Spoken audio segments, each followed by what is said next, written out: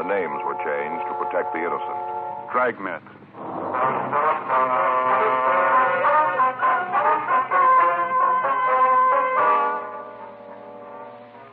You're a detective sergeant. You're assigned to auto theft detail. You receive a report that a circus truck has been broken into. Several of the animals are missing. Some of them are dangerous. Your job, find them.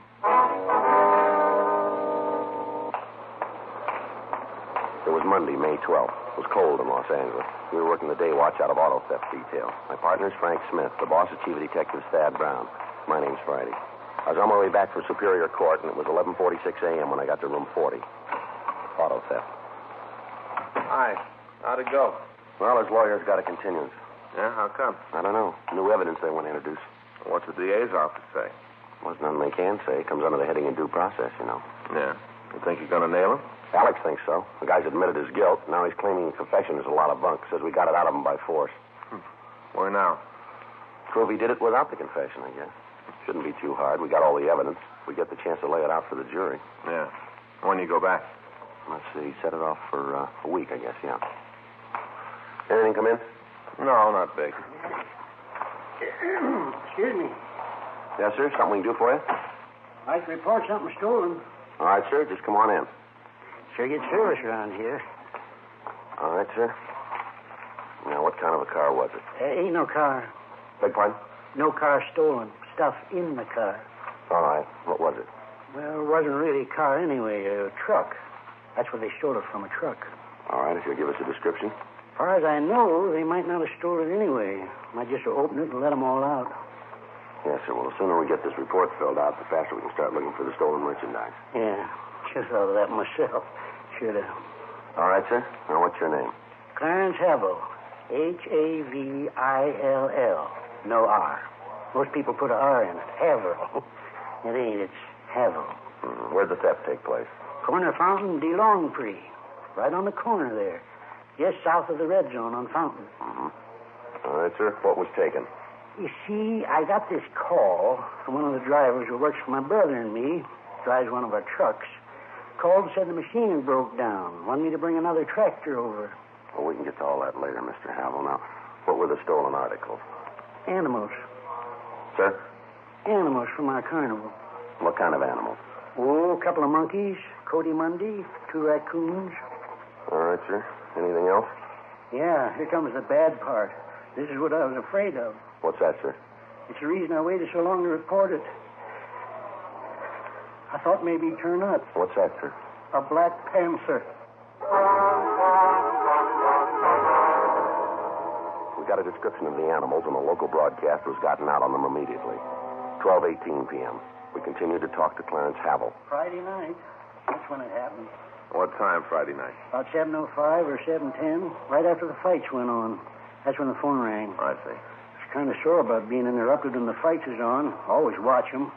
Most of my friends know not to call me then. Yes, sir. Well, anyway, the phone rang. I got up and went over to answer it. It was Bert. Who was Bert? Bert Newell. He's a driver. Oh, I see. Said he had a breakdown at Fountain de Longpre. Asked me if I had an extra tractor. Happens I did. Uh-huh. Bert asked me to bring it over. Said he wanted to use it to get the show to Nevada. So you drove over then, huh? Not right away. How's that? Well, it looked like the fight wasn't going to last much longer, and I wanted to see the finish of it. So I stuck around for a couple more rounds. After that, I left. Uh-huh. Drove over and found Bert right on the corner, just standing there, not trying to do nothing about the breakdown, just standing there. Yes, sir. Well, you just bet I read him off. Told him the least he could have done was get out a wrench or something, tried to find the trouble. I read him off good. Yes, sir. Didn't do no good. He's shiftless, you know. Real shiftless. Yes, sir. You know Bert, do you? No, sir. Shiftless. You know him, you'd know that. You want to go on, please? Yeah, oh, yeah. Well, we got the trailer on the hitch, and the tractor hooked up. Only took a couple of minutes, and got it done, and Bert took off. Where was he going, you know? Over to Nevada. Going to play a show there. Overton. Going to play a show there. Yes, sir. Right by Lake Mead, Overton. Yes, sir. When did you find out the animals were missing? When I got the wire from my brother. That's when I got the first inkling. When was that? Last night, company phoned me about, I guess it was about 8:30. I see. You have the telegram? No, I told you they phoned it. What did it say? Just the animals are gone. from my brother. Said that the animals weren't on the truck when it got to Overton. Uh-huh. Told me about how the locks on a couple of the cages was busted and smashed and the animals was gone. Well, now, sir, is it possible that the cages might have been broken into some other place than Los Angeles? Might be, yes, might be. Ain't likely. Well, why'd he say that? Only reason I know of, because it ain't likely. Not only that, I got proof of it. How do you mean, sir? Well, as soon as I got the wire, I went down to Fountain de Longpre. Went right there and looked around. Uh-huh. Figured I might as well go down there and look around. I might find something, you know. Took a big 4-cell flash, went down the corner. Yes, sir. Yeah, I was right. That's where it happened. Yeah, that's where they got away. Found the spoor, you know. I beg your pardon? Spoor. Tracks. Found them all over the place. Oh, I see. Of the panther? No, raccoons. Oh, I see. Not only that, I found something else. Yes, sir. Monkeys. Found them, too. Well, where were they? Phone pole right up on the top, just sitting there shivering. They're kind of little, you know. Get real cold easy. We have them around the place. They wear little sweaters. Get chilly real easy. How about the rest of the animals? You see any sign of them? No, I went over to a little store near there and got a head of lettuce. 17 cents. Took it back to the phone pole, showed it to Caesar and Salome. Oh, they love lettuce. Is that the monkeys? Yeah, Marmosets, white-eared. Love lettuce. They came right down then, did they? Yeah, right down. The pole slithered right for the lettuce. Yeah, they were scared stiff. Being up there on that pole all night, should have had their sweaters. What about the other animals? Not a sign of them. Just the spoor of the raccoons. Haven't got the slightest idea where they might have gone. No real problem, no, not them. How do you mean? Easy to replace. Oh. Just go up in the Hollywood Hills, lots of them there. Run all over the place, upsetting garbage cans. Imagine some of the people would be glad to have me come up there and take them away. Yeah, raccoons ain't no problem. Well, Mr. Haverhill, what about the panther? Well, he's a problem. Yes, sir. Can you give us a description of the animal? He's black, Yes, sir. like the inside of a well, jet black. Even blacker than that ink they're talking about. Mm-hmm. About 7 feet long. Oh, easy that. Yes, sir. That's counting the tail. 7 feet. Anything else about him that we should know? No, just a plain black panther, nothing special. Is he dangerous? Well, not unless he meets somebody. Dandy's got a temper. That's the name of the animal, is it, Dante? Yeah, naming that because he's blacker than the pits of the inferno. Dandy. You're pretty sure he got out of that truck when the monkeys did, huh? Well, I ain't going to give you no written guarantee, but I'm sure of it. All right, sir. We'll start looking for him right away. Well, Mr. Havel, where were these animals coming from? Winter quarters. The standard Overton is going to be our first, just starting the season. Mm-hmm. Well, is there anything else you can tell us that'll make it easier to find the panther? No, not a thing. Just be careful, that's all. Don't hurt him. He's really as gentle as a kitten when you get to know him, like a big overgrown cat. Gentle. Yes, sir. That's something Clyde didn't understand. Who's Clyde, sir? My brother, Clyde. Oh, I see. He didn't like Dandy. Didn't understand him. That's what caused the trouble. What was that? Last winter, Clyde came to see the show, tell me about the bookings. Yes, sir. We discussed about how the best way to exhibit Dandy would be, and Clyde got too close to the cage. Yeah. Dandy almost killed him.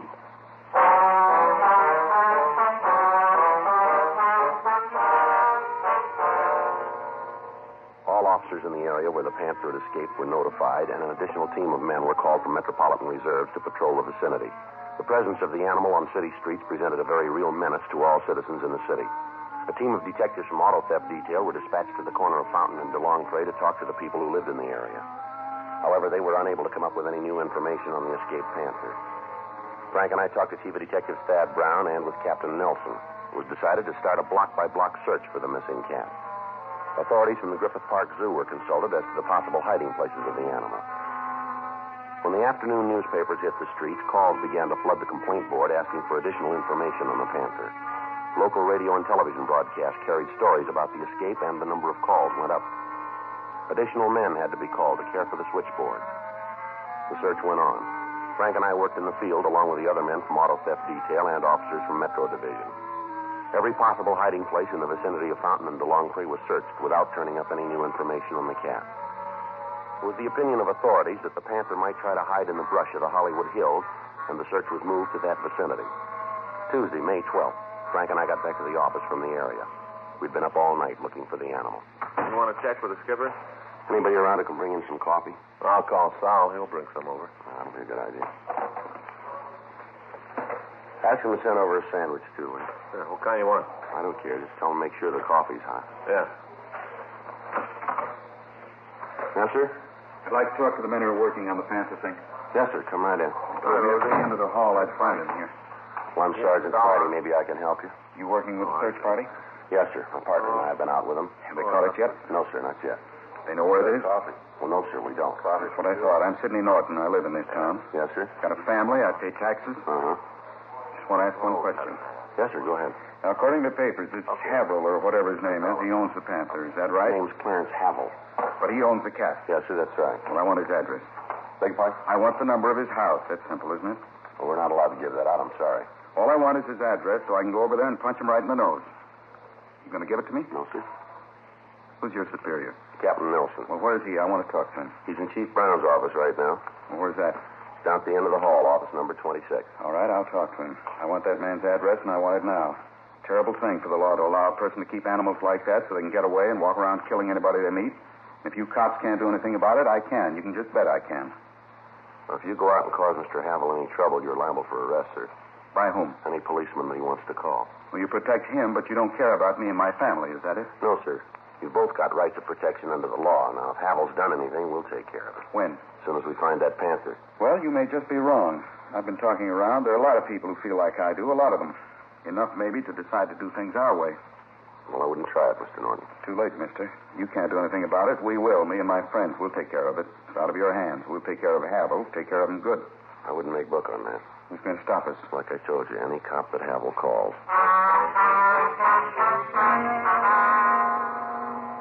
Frank and I talked to Sidney Norton, and we finally convinced him that any action he might take would not help the situation. We sent him home, and then we met with Captain Nelson and Chief Brown. The progress of the search was reviewed, and it was decided to continue it in the Lake Hollywood area and in the Upper Griffith Park Hills. All days off had been canceled, and additional officers were joining in the hunt for the Panther. After the meeting, Frank and I got some breakfast, and then we drove out to Clarence Havel's home. It was a large ranch house at the corner of Victory Boulevard and Monterey Avenue out in the San Fernando Valley. We drove through the gate and we parked the car. Clarence Havel was sitting on the large porch waiting for us. A small monkey was sitting on his shoulder. Hi, come on up and sit down. Yes, sir. How's it going, Mr. Friday? Mr. Smith? All right, sir. Pretty good, sir? Get you anything? Glass of ginger beer, maybe? Got some cold in the icebox? No, sir. No, thanks. Heard from my brother this morning. All right? Mm-hmm. In the valley. Got a telegram. Company phoned it to me again. Good news. What's that, sir? Well, beginning to look like it's all a mistake. Sir? The whole thing.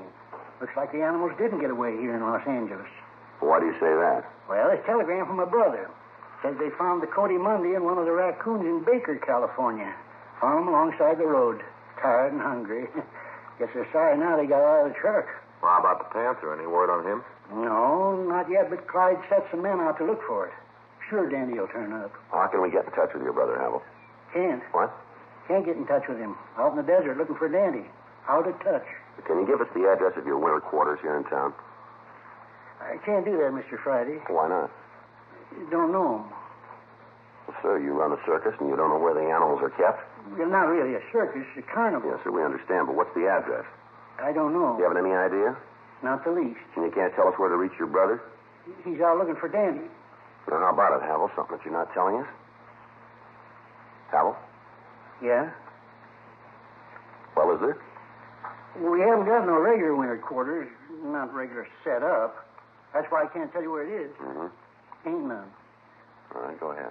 You see, the Havel Amalgamated Combined Shows is really a gypsy carnival. Well, how do you mean that? Well, we ain't got no big operation. A couple of mangy animals. We don't have a license to keep them in the city. Only quarters we got are vacant lots. We set up and stay there until the neighbor starts complaining, and we move on. Trucks for the show are registered in states where the fee is smallest, and we got about every deal we could to keep the cost of operation down. Now, what about the Panther? Dandy, Yes, sir. only real attraction we got. Man killer. I told you about how I almost got Clyde, didn't I? I told you that. Yes, sir. Gotta understand, Dandy, or nothing works with him. Is that right? Might be something about Dandy. Could be our officer. We gave him this number. Yeah, just a minute.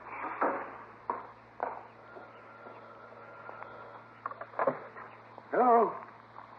Yeah, this is number. Huh? Yeah, just a minute. It's for you, Mr. Friday, your office. Thank you. Thank you very much. No trouble at all. Like to do what I can. Yes, sir. Friday. Yes, Skipper. That's right. Well, you want to give me that address? Well, it checked out, did it? Uh-huh. No, we'll get right over. Frank, let's go. Good news? Well, we're not sure yet. Huh? They said they found the Panther.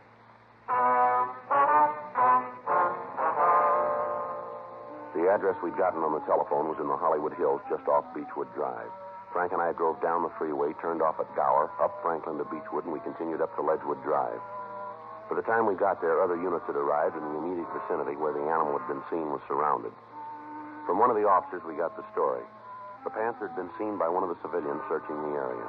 The animal had run between two houses and jumped through a window into a ground floor garage. We checked the house, but we found that the occupants were not there. Because of the danger of the Panther's presence and the difficulty of taking it alive, it was decided to try to shoot it. The officers involved in the search were armed with large caliber weapons. Frank and I took 2 sawed-off shotguns, and we approached the door leading to the garage. Who's covering the window? Mac. All right. I'll hit the door. Stand back. We'll try to see what's inside. Okay. I can't see anything from the window. Well, it might be behind those boxes at the rear there. Yeah. You all set? Yep. No.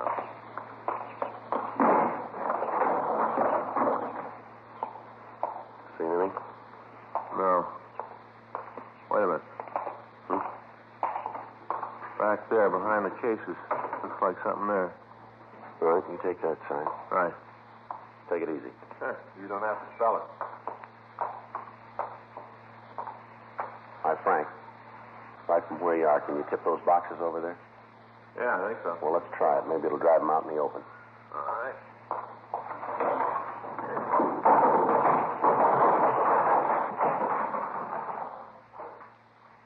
Well, there he is. Yeah. Looks pretty mean. Black tomcat.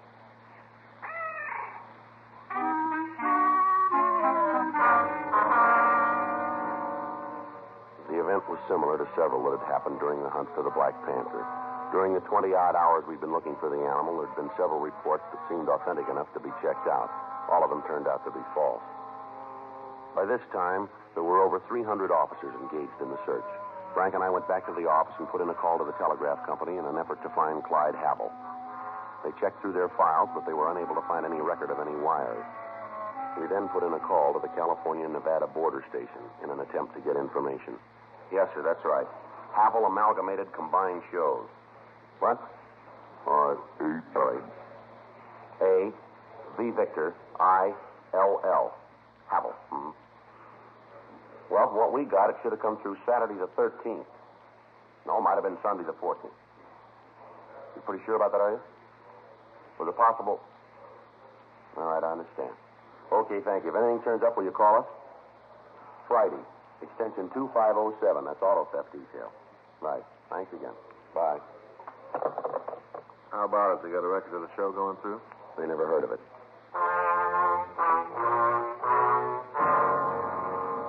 We immediately put in a call to the authorities in Baker, California. We talked with members of the State Highway Patrol, and from them we obtained the information that there had been no stray animals captured in the vicinity during the past few days.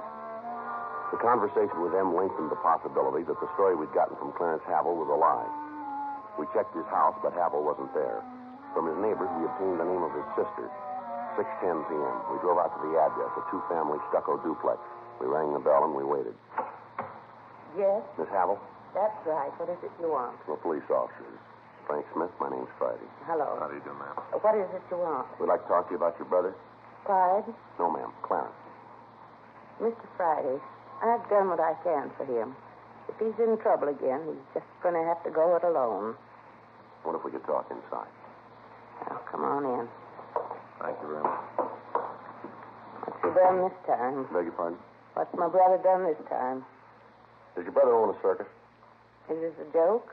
No, ma'am. It's pretty serious, does he? Sure. Big one. Havel's Amalgamated and Combined Shows. Travels all over the country. Animals, concessions. Even got a man-eating Black Panther. Yes, ma'am. That's one of the things we want to find out about. Dandy? You know the animal, do you? Oh, Clarence's friends do. Talks about him all the time. Do you know where the circus is right now? Same place it's always been. Ma'am? Never been anyplace else. Yeah. In Clarence's head.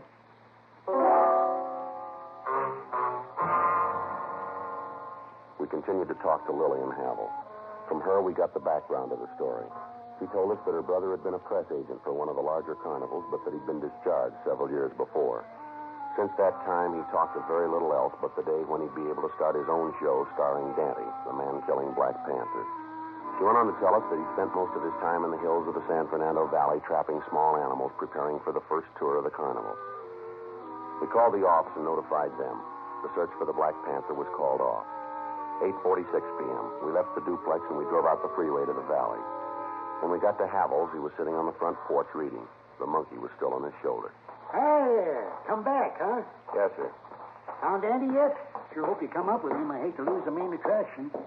Ain't had any word of him yet, huh? No. He's a sly one, old Dandy. Sly. He knows if you find him, he'll go back in the cage. You just keep looking, though. He'll turn up. Search has been called off, Havel. Called off? That's right. You mean you quit looking? That's right. Well, you can't do that. You can't. Dangerous animal like that loose in the city, all the people in dire danger. You can't call off the posse. Why don't you tell us about it? What do you mean? All right, Havel. Tell us why you did it. Huh? Why'd you report the Panther being gone? Of course, she was. Wanted to save all the people from dire danger. Why don't you tell us the truth? Huh? We've checked your story. It's a pack of lies, you know it. Now, just a minute. Ain't no man that says I tell lies. No man. You say you got 2 telegrams from your brother, is that right? Yeah, from Clyde. Well, we checked with the telegraph company. We've got no record of any such messages.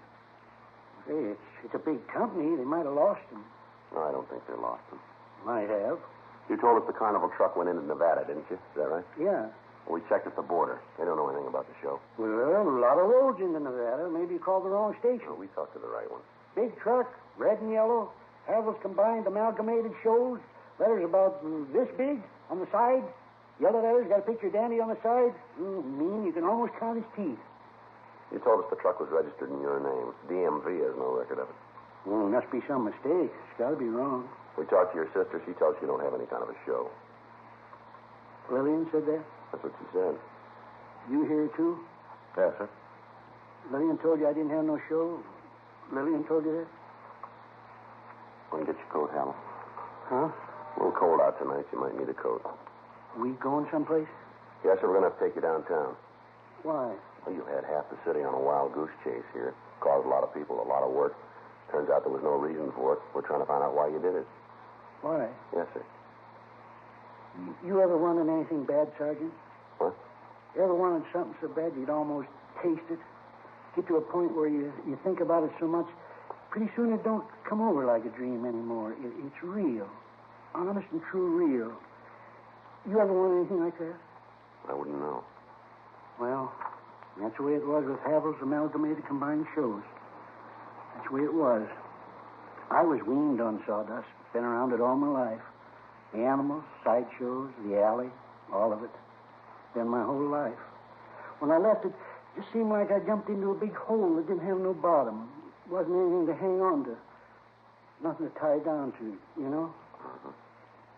Always I had in the back of my head that I could do it again. I was a good publicity man. Good. Used to pack them in. Never no trouble getting the people in when I was there. When I left, I knew I'd be back. I knew it with my own show. Havel's amalgamated combined shows, the biggest in the world. I guess I just got so I believed it too much and lost the line between what's real and what I was dreaming. Knew it this morning when you was out here. Remembered and tried to stop you from going on with it. Tried, and then there was that phone call where they'd found Daddy. Didn't seem right to stop things then. It didn't seem right. All right. You want to get your coat? Yeah. You going to take me downtown in the police car? That's right. Going to use a siren? For what, sir? Siren. There's no reason for any siren. Suppose not. Used to have sirens when I come to town. Me and the chief of police ride down the street, siren going. Everybody knew I was in town. Big to-do. Everybody knew I was there. Things have sure changed. Not very much. Yeah, things have changed. People used to know I was in town. I still do.